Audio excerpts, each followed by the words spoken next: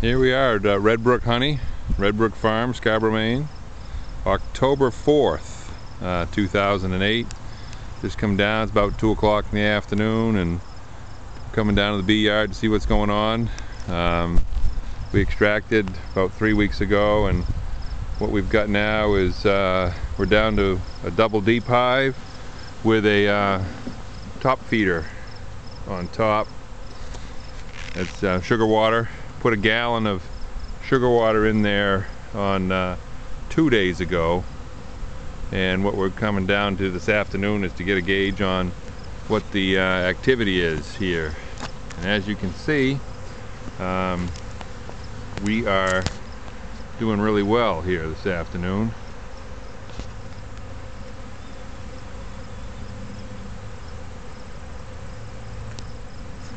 Sun's out. It was kind of cool. It's in the right around 60 degrees now.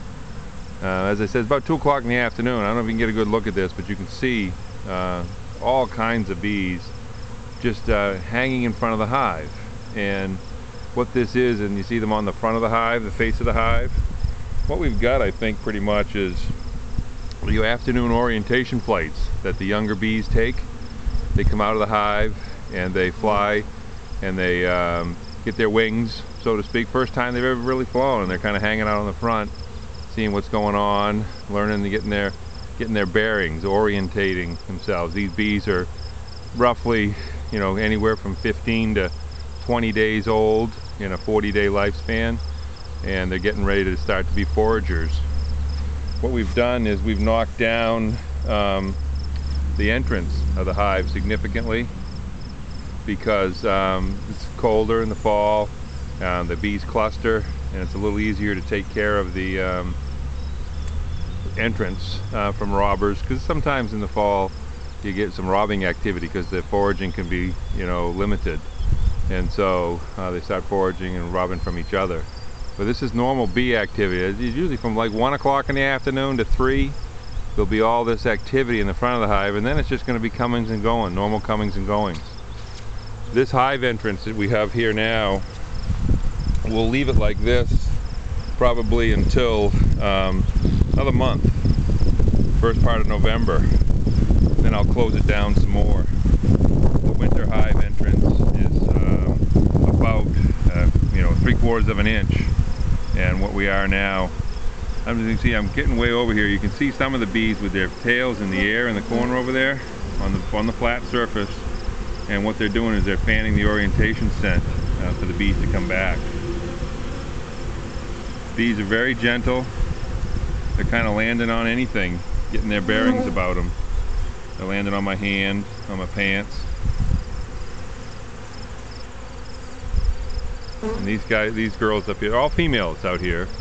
There's only a few males in the colony this time of year, and those will be drones, and very few, because the drones really are of no use except for inseminating a new queen, and they're not hoping to have a new queen until next year maybe. Every now and then you see a little color on the legs of the bees, and the color on the legs is pollen, because the ones coming back into the hive are coming back with water, pollen, or nectar. The nectar you won't see because it's in their stomach, but the pollen will be on their hind legs, and the water, you won't see the water either. Coming out, you can get a good view of this. This is hive number 2. Out of 9, we have 9 here. We had to combine one hive. They had lost their queen, and too late in the year, so we just combined and merged them. Actually merged them with this hive here. Put the sugar water on, as I said, put the sugar water on 2 days ago. Put a gallon in each, medicated with Fumidil B, and as soon as that one's dead, that one's done, we're gonna put another gallon into the hive top feeder at the top. Speaking of the hive top feeder, what I'll do is take the hive top off. We'll just get a peek at the water, sugar water, see what there is. Yeah, they really haven't touched it. I don't know if this is coming out on the camera, but this hive has not touched the sugar water at all.